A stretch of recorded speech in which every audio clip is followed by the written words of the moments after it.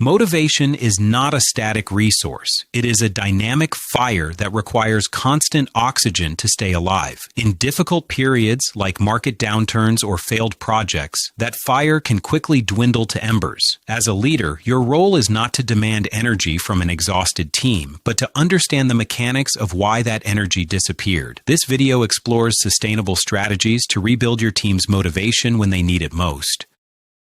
We must first address the silent killers of drive, burnout, and disengagement. Many leaders mistake burnout for laziness, but it usually stems from unclear expectations and a chronic lack of recognition. When people don't know what winning looks like, they stop investing their emotional energy. Burnout isn't just about working too many hours. It's about the feeling that those hours don't actually matter.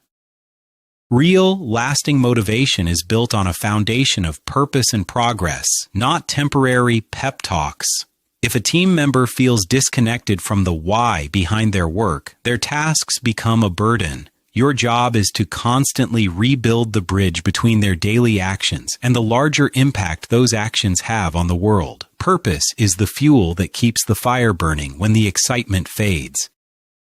One of the most effective ways to restore energy is to shift the conversation from pressure to progress. In crises, the natural tendency is to increase pressure, but this only leads to paralysis. Instead, look for micro wins. Break down massive, intimidating goals into small, achievable tasks. Progress is the ultimate antidote to despair, providing the momentum needed to move forward. Appreciation is often the most undervalued tool in a leader's toolkit. We are talking about genuine, specific recognition of effort and character, not empty praise. When you notice a small act of excellence, especially during tough times, it signals that the person is valued. This recognition acts as an emotional deposit, allowing your team to endure the most difficult stretches of a project. Imagine a team that has just lost a major client. A weak leader focuses on lost revenue and the need to work harder. A strong leader highlights the specific strengths shown during the pitch and immediately sets a new, highly achievable goal. By directing the gaze forward rather than backward, you help the team regain their footing through immediate, tangible action.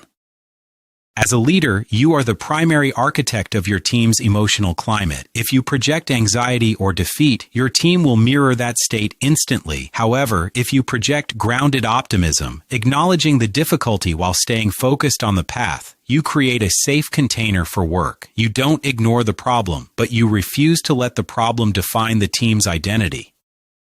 Achievable goals provide a vital hit of dopamine to a tired brain. When we achieve something small, our brain chemistry changes, helping us recover from the stress of failure. This isn't about lowering standards. It's about being strategic with your team's remaining emotional capital. By engineering quick wins, you literally help your team's biology recover and reset for the next challenge.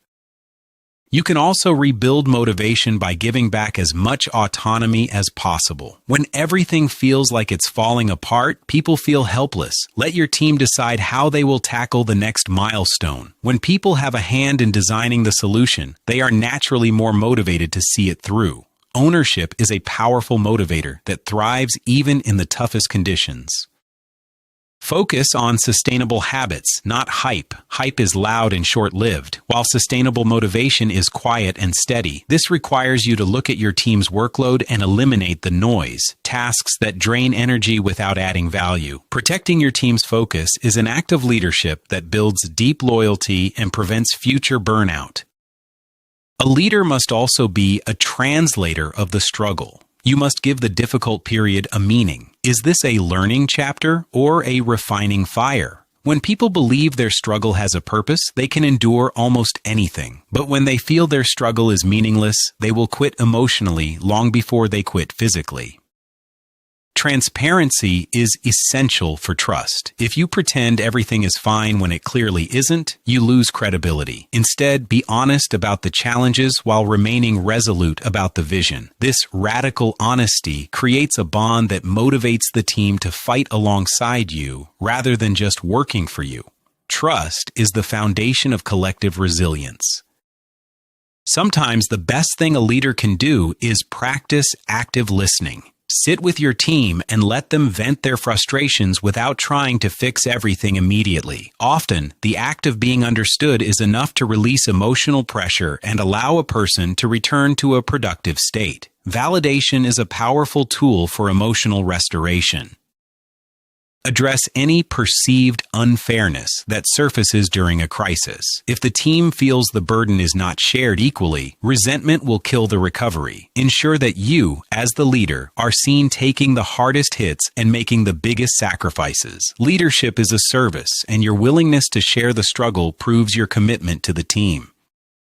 Avoid forced positivity. Telling people to just be happy during a crisis is dismissive. Instead, practice tragic optimism, searching for meaning in the face of inevitable suffering. It says, "This is hard and painful, but we are going to find a way to make it count." This approach is grounded, believable, and much more inspiring.